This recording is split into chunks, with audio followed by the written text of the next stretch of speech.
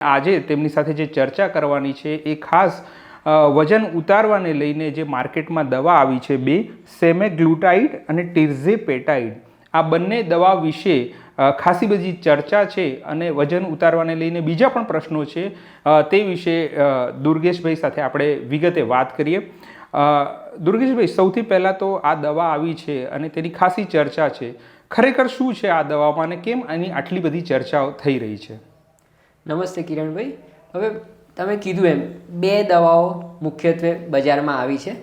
ભારતમાં આ બંને, એક દવા 6 મહિનાથી અને બીજી દવા લગભગ 1.5 વર્ષથી ઉપલબ્ધ છે. આ બંને દવાઓને GLP-1 રિસેપ્ટર એગોનિસ્ટ કહેવાય છે. હવે GLP-1 એ આપણા શરીરમાંનો જ એક અંતઃસ્ત્રાવ છે. એ નાના આંતરડામાંથી ઉત્પન્ન થાય છે. હવે મજાની વાત એ છે કે આ અંતઃસ્ત્રાવ એ શરીરમાં 1 થી 2 મિનિટ પૂરતું જ કામ કરી શકે છે અને પછી એનું વિઘટન થઈ જાય છે. આ અંતઃસ્ત્રાવનું કામ છે પેન્ક્રિયાસને મદદ કરવાનું.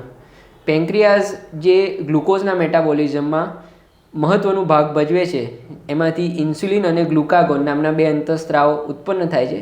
એને મદદ કરવાનું આ 2 એન્ઝાઇમ્સ છે એ કામ કરે છે.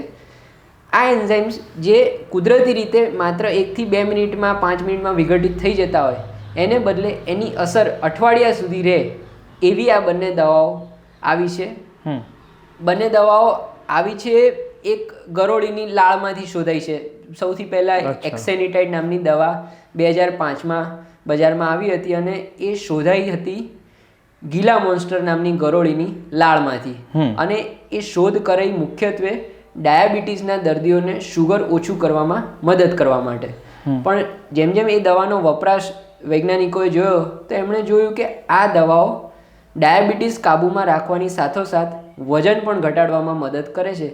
અને એ પછી એ દવાના નવા નવા ફોર્મ્યુલેશન્સ આવતા ગયા. એમાંની સૌથી લેટેસ્ટ જે 2 દવાઓ માર્કેટમાં હાલ સૌથી વધારે ચાલી રહી છે તે છે સેમાગ્લુટાઇડ અને ટિર્ઝેપેટાઇડ.